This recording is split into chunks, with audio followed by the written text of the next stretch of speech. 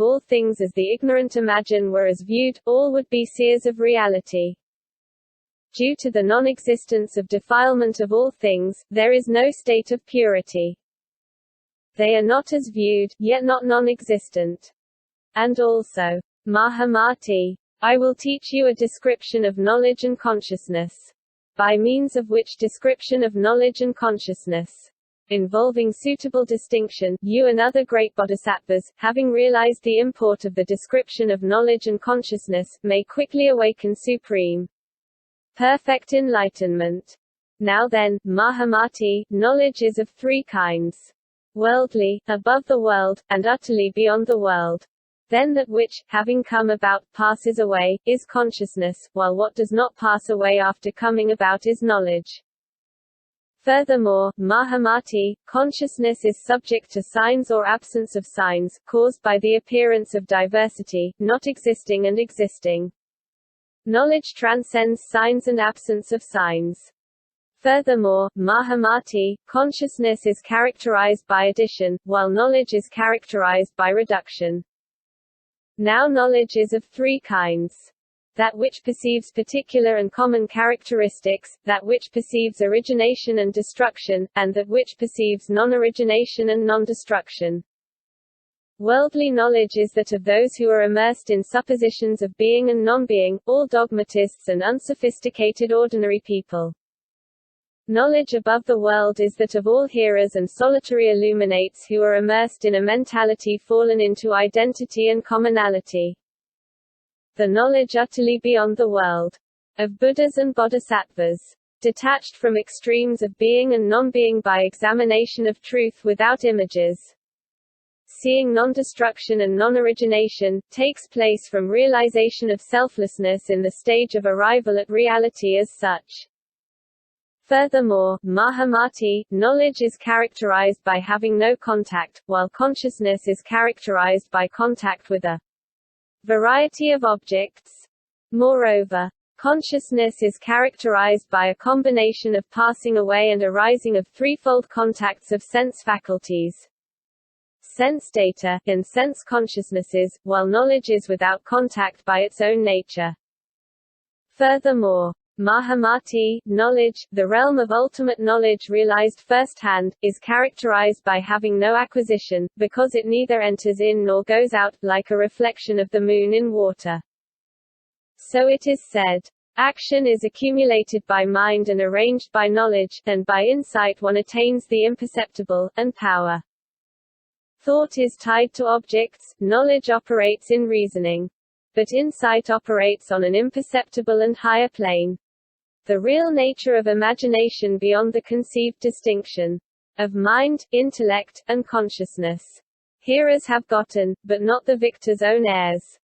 In peace, and exceptional patience, knowledge of reality as such is pure. A higher meaning appears, beyond anything intended. For my insight is of three kinds. That by which the wise are developed, that by which characteristics are distinguished, and that which describes things. For insight is separate from the two vehicles, being exclusive of non-existence. That of the two vehicles proceeds from immersion in existence as real. While mine, insight into reality as such, operates by entry into the matter of mind. Furthermore, Mahamati, the notion of development held by dogmatists who preach development is of 9 kinds. Development of form, development of appearance, development of cause, development of connection, development of view, development of origination, development of existence, development of manifestation of conditions, development of manifestation of action. These are the 9 notions of development in reference to which all dogmatists become proponents of development arising from being or non-being. Now then, Mahamati, development of form is from the appearance of formation becoming different, like the appearance of gold in a variety of modifications as ornaments. Just as gold is seen changed into various forms by being turned into bracelets, necklaces, good luck charms, and so on, while the goal does not change in state. In the same way, Mahamati, the development of all things is imagined by some philosophers and others to be derived from primary matter. But that is not so. And it is nothing but a conceptualization. So can the distinction of all development be seen, like the development of curd from milk or wine from fruit. Just as development is conceived by philosophers as development of each modification from milk to curd, fruit to wine, and so on, but nothing herein transforms because of the absence of external existence of subjective mental objects, real or unreal. So also, Mahamati, is the operation of thought projection of subjective mental construction of unenlightened ordinary people to be seen. There is no phenomenon starting or stopping herein, Mahamati, being like the vision of forms taking place in a hallucination or a dream. It is like appearance and disappearance are apprehended in a dream, like the death and birth of the son of a barren woman. So it is said, whoever imagine that development in form over time in elements, state, and capacities can be comprehended in intermediate existence are not enlightened. The victors do not imagine the world as having come about in dependence.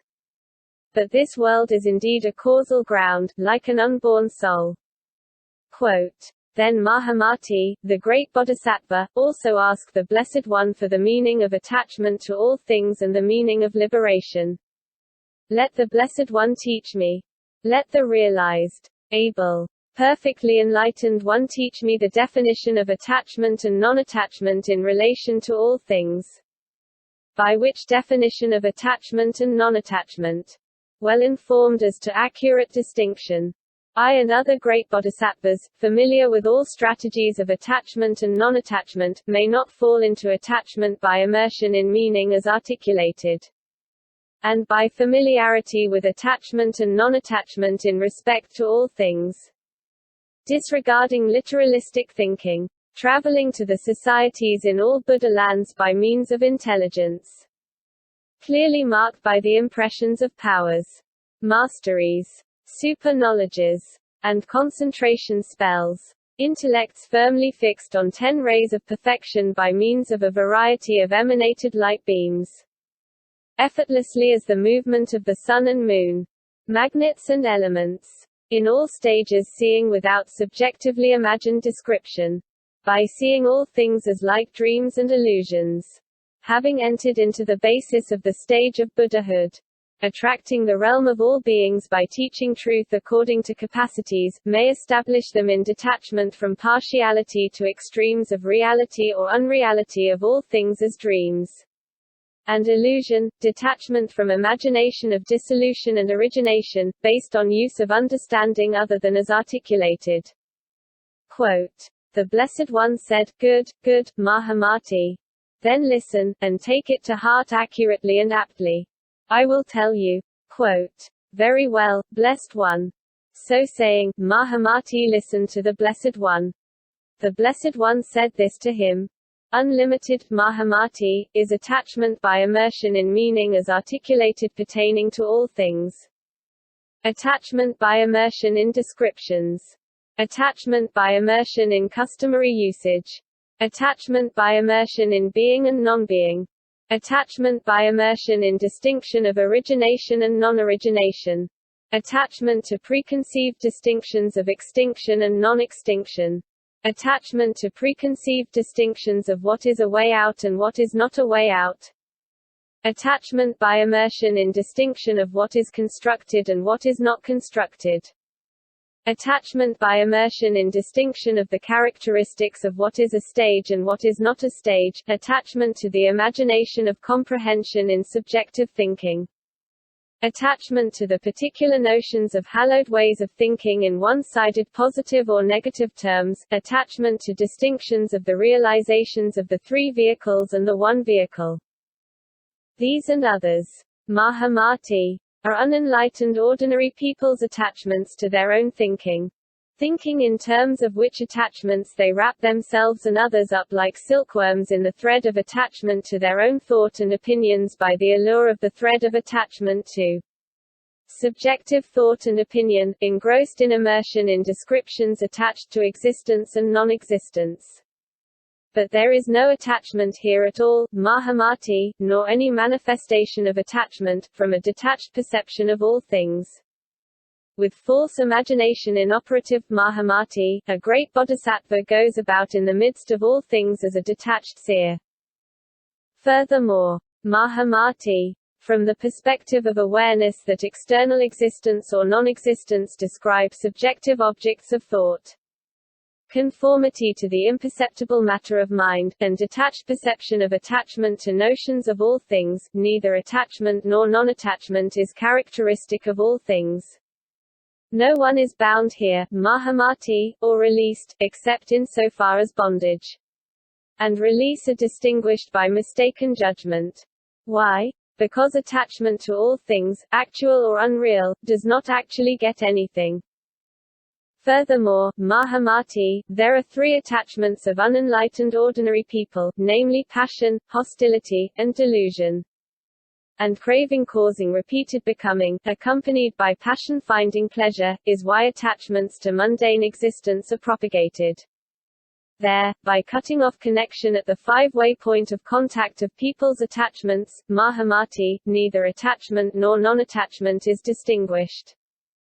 Furthermore, Mahamati, attachment is due to immersion in action and effort, based on a triple combination. Attachment to being comes about from immersion, in combination with behavior, as long as the consciousnesses are uninterrupted. By the turning away of the consciousnesses from dependence on the triple combination, by beholding the three liberations, all attachments become inoperative. So it is said, untrue imagination is said to be characteristic of attachment. By true knowledge of that, the web of attachment is cleared. By grasping existence, cognition, and articulation, the unenlightened are bound, like silkworms, by their own imagination, unaware of attachment. Quote, Mahamati also said, as to what has been said by the Blessed One, that however things are construed, it is not their inherent nature. For that is imagined. Then if that is imagined, Blessed One, and not ascertainment of inherent characteristics of things, in saying so you cling to the non-existence of defilement or purification, all things being conceived in terms of an imaginary nature. Quote, the Blessed One said, indeed, Mahamati, it is as you say. It is not as the nature of things is construed by unenlightened ordinary people. That is imagined, not ascertainment of inherent characteristics of things. But, as the nature of things is ascertained by the wise by ultimate knowledge, Mahamati, by ultimate vision, by the eye of ultimate insight, such is the nature of things.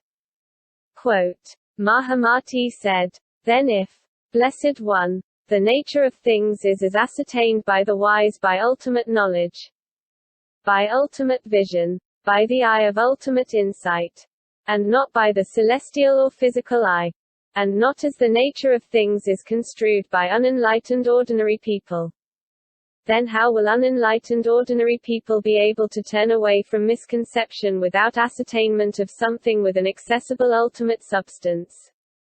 They are neither mistaken, Blessed One, nor not mistaken. Why? Because of ideas of implication in description of reality and unreality without ascertainment of the inherent existence of an accessible ultimate substance.